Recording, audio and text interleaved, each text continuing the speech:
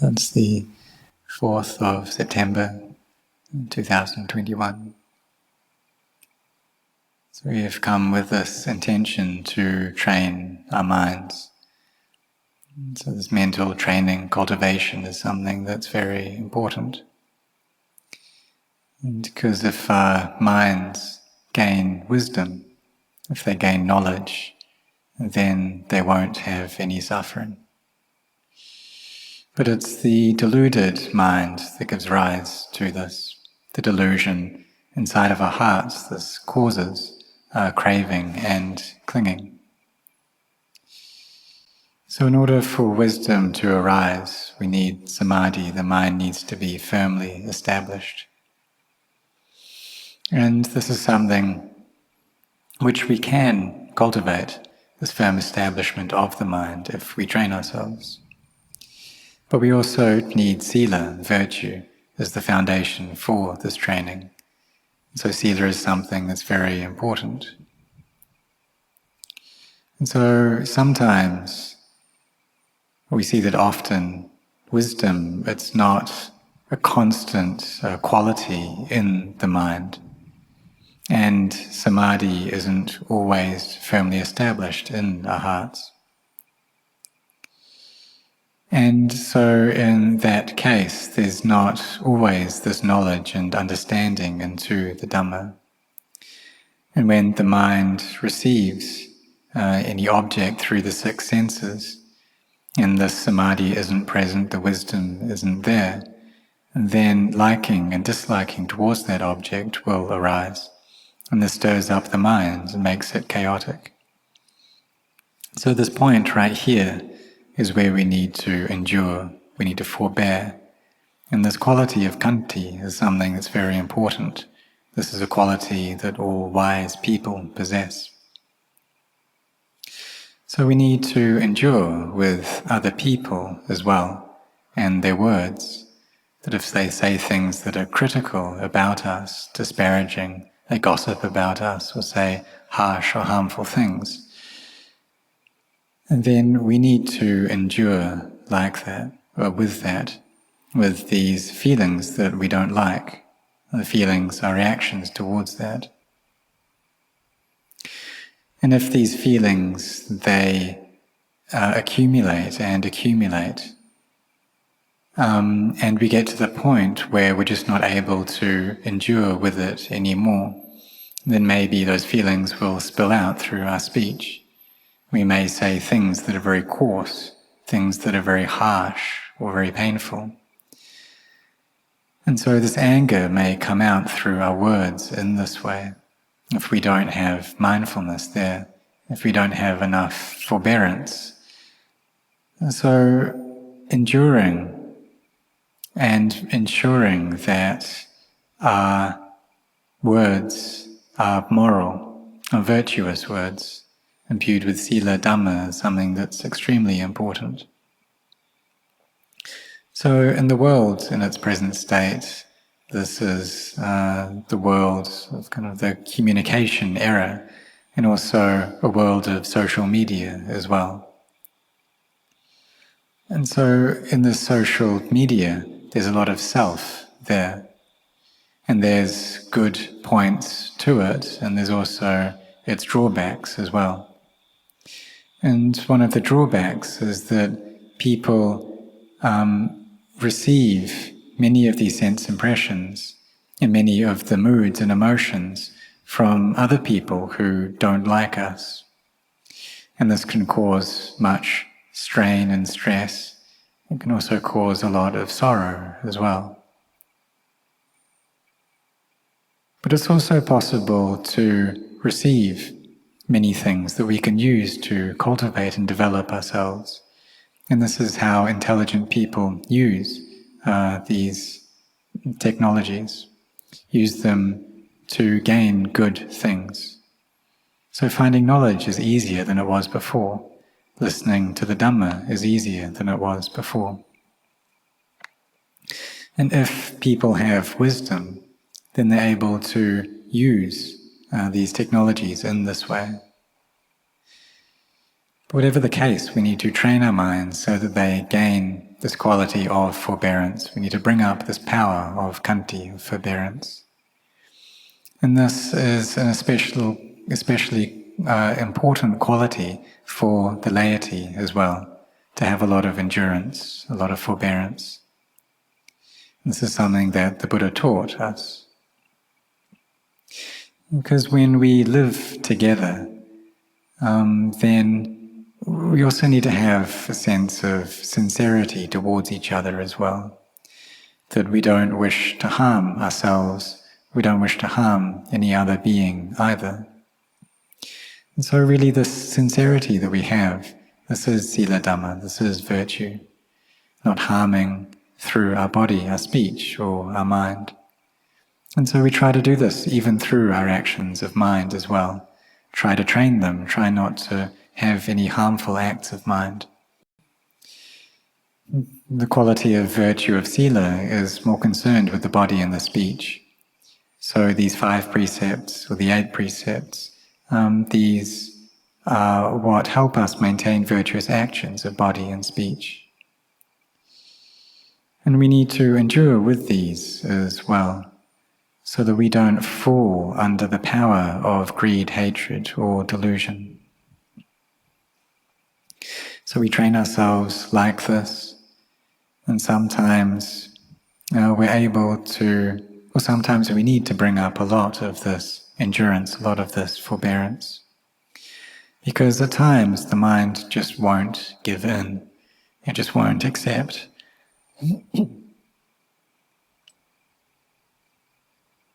So at times the mind won't give in, it won't accept.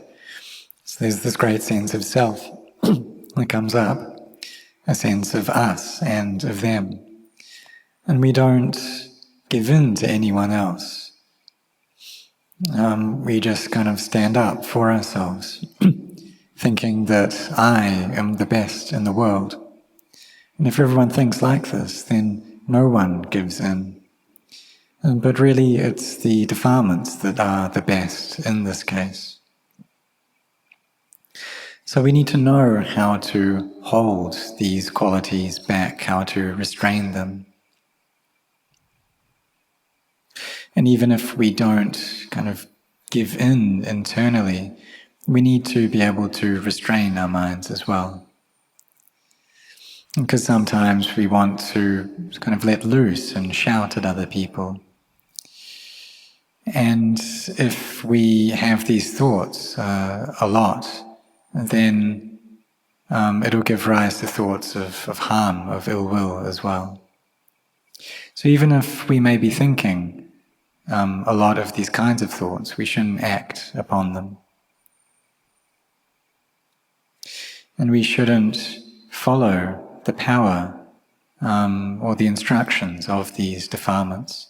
We need to know how to go against our hearts. We also need to know how to share things with each other as well, how to give, how to help one another out. And if we do that, then this world becomes a place that's very desirable to stay in, a place that's easy to abide in. If everyone knows how to share, then there wouldn't be any wars, there wouldn't be any theft, because no one would wish to take any other person's wealth for themselves, because we know how to give, how to share. And we do this for our own benefit and happiness, and also for the benefit and happiness of others as well. And so if this quality of virtue is something that's very important, and if it's lacking, then there's no peace, everything's chaotic.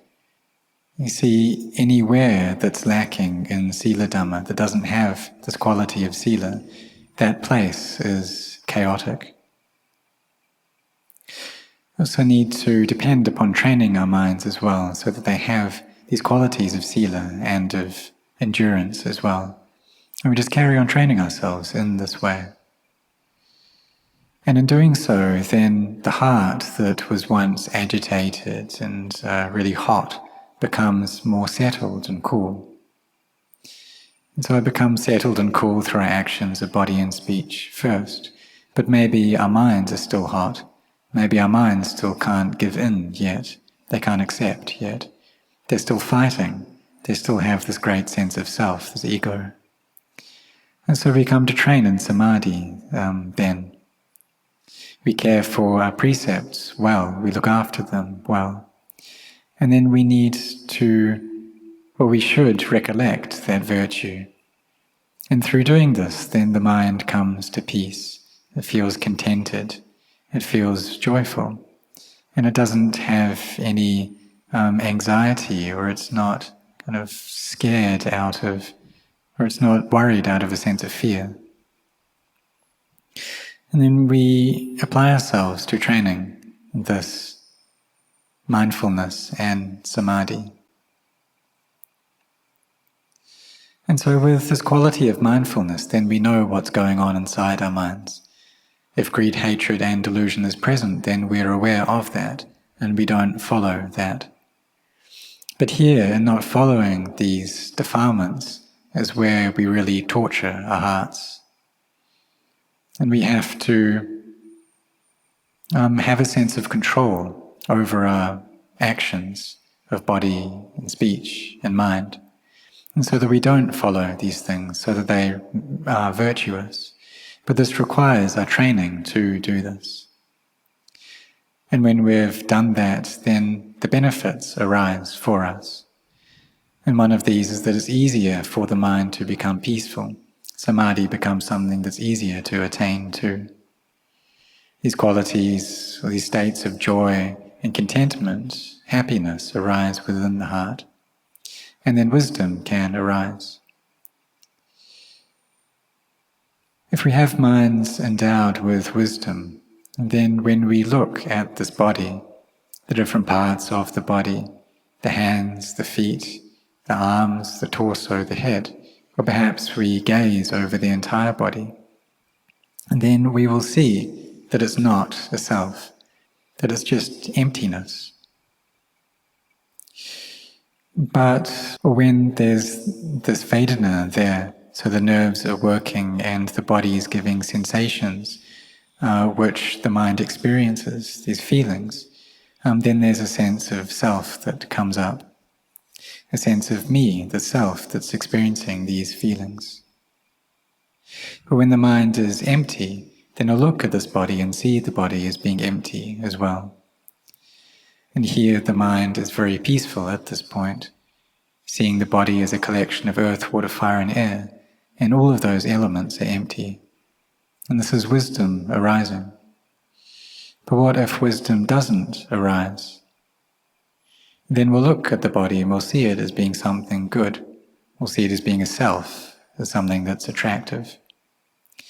And we need to train ourselves again, to instruct the mind again at this point, asking ourselves, well, is it actually beautiful? So just like something that the monks contemplate frequently, and contemplate these robes that we wear, that previously they weren't something that was ugly or something disgusting. But when they come into contact with this body which is rotting, which is decaying, then these robes also become disgusting as well. And so of the monks, we have the three robes, the lower robe, the upper robe, and the outer robe. But the laity, you also have your clothes as well. And prior to touching the body, they weren't something repulsive. They've just been washed, they're clean already. But when we use them, when they come into contact with this body which is something that is decaying, even though it's still alive, something which isn't beautiful, then the clothes or the robes, they also take on that repulsiveness as well. They become dirty through contact with the body. And so that's why we need to clean them. So for the monks, we wash our robes, dye them every 7 or 15 days. but the laity need to change their clothes every day. And so what is this body really like? That if we look at it with our eyes, then we perceive it as being something beautiful. We see the skin which is covering over this body. But really the skin that has pores, and these pores expel waste through them. This is where the sweat comes out through the skin, and then that sweat goes on to our clothes as well. And if there's someone who sweats a lot, then they see this very clearly. And if there's a monk that sweats a lot, then just after 1 year their robes are worn out already. But for those who sweat little, then it takes about 3 years for this to happen, for them to become worn out and ripped. And so we contemplate this body, the nature of this body. And I see it as just being like a bag that is very thin. And so we should look at what's inside this bag as well. There's a brain inside here, and there's blood, there's urine, there's feces, there's intestines, there's a heart, there's kidneys.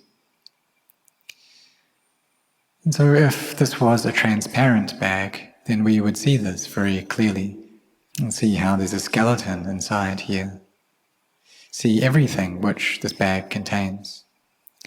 And if that's how everyone saw the world, then we wouldn't really see it as being such a beautiful place. And maybe in no long time there wouldn't be any humans left. I don't know, maybe this is how things will happen. But it's because of the delusion which covers over the mind that we don't see things in this way. We perceive bodies as being something beautiful. And this is what the deluded mind tells us, that these bodies really are attractive. But in reality, they're not attractive. They're something which is disgusting, something which is constantly decaying. And it's constantly decaying even though it hasn't yet died. But if we see someone who has died, then what are they like? We need to inject substances into them to stop that body from decaying. And if we don't inject these, then problems arise, and it's very difficult to get close to them. So we contemplate in this way. And the wisdom that arises, it does so from a foundation of samadhi. But through samadhi and through our contemplation, then the deluded attachment that we have to these bodies as being something attractive and beautiful becomes less and less. And the mind becomes more peaceful, more settled, more stable. And so we train in this way constantly until we become more and more skilled in this, until we're able to see the body as just being a skeleton, or just take up one object or one thing within the body, and we can know that clearly, really see how it's something that isn't beautiful.